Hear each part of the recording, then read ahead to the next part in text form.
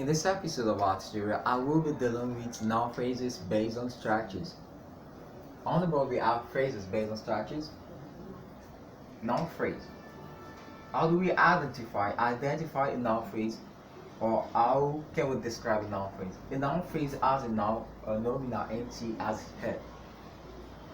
The premodifiers could be articles, determinants, or adjectives, while the postmodifiers could be prepositional phrases, or relative or adjectival clauses. The relative clause is also known as an adjectival clause.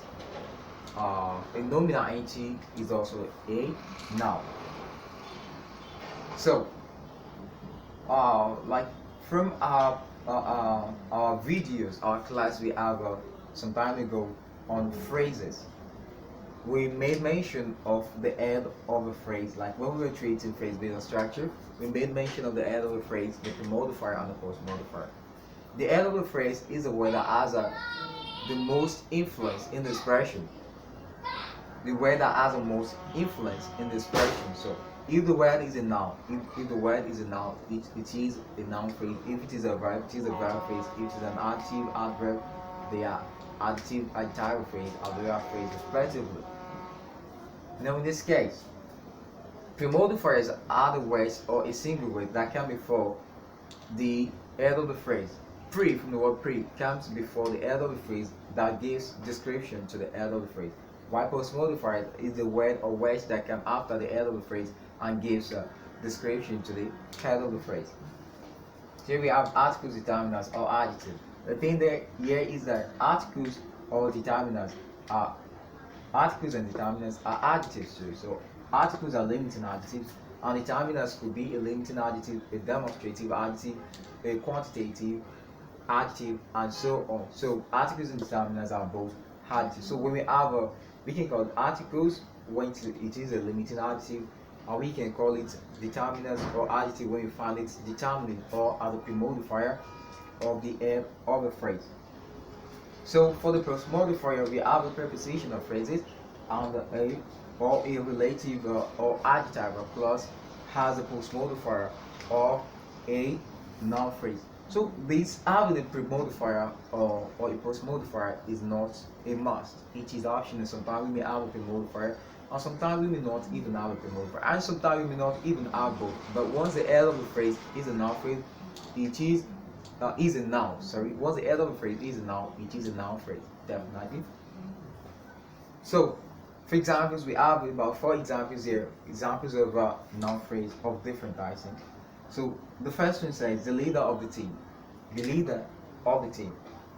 The first thing is that when we found the expression, though we dealing with a noun phrase, we dealing with a noun phrase. But when you have an expression like this, the first thing you have to look at is that before you can determine grammatical name, you have to think, oh, does this have a subject and a final verb? When we say subject, definitely we are having a final verb. So I don't think we have a subject and a final verb here. So we can consider this a phrase on the class. And we can consider it a single word, pronoun, adjective, or something. We can consider it that because we have a group of words, that group of parts of speech. So it is definitely a phrase. But what kind of phrase it is? We can only determine the type of phrase it is. And when determining the type of phrase based on structure, we can only determine the type of phrase it is by what? By knowing the head of the phrase. So what's the head of the phrase? We need to look at the word that has the greatest or the most influence in the expression. And what's the word? That's leader. The leader of the team. And what are we like when they ask us to bring a single word we try to talk about in this expression? We bring out leader. So the leader of the team, here we have D is bringing about a description to leader. How? It is telling us the leader is specific, not a leader. When you say a leader, that's unspecified. When I say the leader, that I'm trying to specify it, making it specific. You get that? So I would say it is modifying the head of the phrase, bringing about description. So I call it a premodifier. So here we have of the team. Of the team is also bringing about a description to the head of the phrase. Of the team, this is a prepositional phrase. Of is a preposition. Most time, like when we get a prepositional phrase, we're going to explain that. But most time, when we have a group of words, or when we have an expression without the subject and the final verb, and the expression begins with a preposition, we consider the expression to be a prepositional phrase. Together. So all the team here is acting as a prepositional phrase, and it is acting as a post modifier because it is bringing about, like, coming after the head and also bringing about description of the team. You get that? So it is bringing about description to, like, making it, also making it specific, the leader of the team, trying to determine what kind of a leader he is, not the leader of the head, not the leader of the flag, not the leader of the group or the leader of any other thing, but the leader of the team. So bring about description. That's a the group of the team is acting as a post modifier. They is acting as a pre-modifier. Here, another example is some messages that were sent to me. Some messages that was sent to me. So in this case, we have some to be sorry. First thing we need to do is to look at the expression. We can consider it a sentence. No, we can't consider it a sentence. A phrase cannot be considered a sentence. You can see, look at the examples. I'm not giving out a full stop. I'm not writing there a full stop. Like, look at all the sentences here. They are full stop because they are sentences, or we say they are clauses. But here we are not having a full stop because we are having a phrase. The phrase doesn't require a full stop. So, some messages that were sent to me. One thing is that when they ask us, do we have a subject and a final verb in this expression? What do we say? We say no, we say yeah. But the actual thing is that we have a subject and a final verb. Yeah, we have a subject and a final verb. That was sent to me is a subordinate class, and it is a sentence. Though it is a dependent sentence. A subordinate class is a dependent sentence. A sentence that cannot stand on its own. So that's where it's saying to me the that is acting as a subject, while where is acting as its what? As a final verb. So in this case, we consider this to be a relative class. A relative class. But why not considering the whole expression to be a class? The reason is because the relative clause here, or the adjective clause here, is acting as a what? Is acting as a post modifier. Its main function here is to act as a post modifier because it is not the head. Like, we are not talking about this. Like, this thing is just trying to give a description to the main character of the sentence. It is on the main character of the sentence. This is the messages is what we're describing here. So messages is the main character, the main role of the head of the expression. So when I say messages, that's the head of the expression. Sami is acting as a pre-modifier because it is telling us not a message, but some message, showing us plurality, that you have more than one messages. So that was sent to me is acting as a post modifier, which is also given description to message. That was sent to me, not the one that, not those ones that were received by me, not those ones that were destroyed, not those ones that were carried away, not those ones that were killed, not those ones that were, like, it could be anything. But the thing is that it is trying to describe to us that these messages are those that were sent to me. Do you get that? So some messages that were sent to me, add messages, pre-modifier some, and post-modifier that was sent to me, which is a relative clause. This is a relative pronoun. When the relative pronoun introduces a subordinate clause, what do you call it? The relative clause, or you call it an adjective clause. So the next one here is the king and the queen. You can say in this case, we are having two different heads. Here we are having two different heads, but they are joined by a conjunction, so they make a phrase. They make up a phrase. So the head of the phrase, the two heads of the phrase here are king and queen. King here is the first head and queen here is the second head. Both have a pre-modifier, separate pre-modifiers, there and there. D and D, sorry. The king, the queen. So this is a pre-modifier to king, and this is also a pre-modifier to queen. So they don't have a post-modifier, but they have a conjunction joining them together. So king, the head, queen, another head. And if this expression or this phrase is to be in the sentence, or if they are used in the sentence, both, like, the action performed in the sentence is going to be shared equally by what? what I'm trying to say is that both are going to have equal influence. They have equal level of power in the same thing. So when a particular action is written here, so we consider like this king having the same action as a queen, or queen having the same action written as a king. So they have equal power in the expression. So next one here is Bimbo and the trader at the market. Bimbo and the trader at the market. So Bimbo here is one head of the phrase, and trader is another head of the phrase. But Bimbo here doesn't have a premodifier because it is already specific. We don't need a premodifier to describe it. And this is a proper noun, and this is a common noun. So it requires a premodifier to make it specific. So they are both heads. But the head here is having a premodifier. And they are both having postmodifier. They are sharing this postmodifier at the market.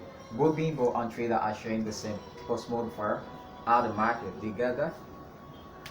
And they are joined by a conjunction. So when we have two words or three words being joined by a conjunction without the subject and the final verb, we consider them to be phrases. Consider them to be phrases. And when the heads are noun or nominal entities, we consider them to be noun phrase or noun phrases. So phrases in sentences. Phrases in sentences. Here we have phrases being used in sentences. So in this case, we have the leader of the team has left. The leader of the team has left. You can see the leader of the team. Here we have to know, like sometimes they may give an expression like this. If the whole sentence, they may give something like that, and ask us to give the grammatical name and the grammatical function. But how do you know the grammatical name? We are treating phrase based on structure, right? We're treating phrase based on structure. So if you have to determine to know this, the name of this, how do you start? How do you approach it? You approach it by saying, okay, this expression is a group of words. Okay, does it have a subject and a final verb? That's the first question you need to ask yourself. So a subject and the final verb, we have the subject and the final verb. So it is it could be a phrase. So let's see. No, not even could be a phrase. It is definitely a phrase. So let's see what kind of phrase or what type of phrase it is. The leader of the team. The leader of the team. So what word in the expression has the most influence? Like what are we trying to talk about in the expression? And then we're talking about leader. Leader has the most influence in the expression, like high level of power. So the DE is acting as a premodifier, telling us leader is specific, just like we've explained here.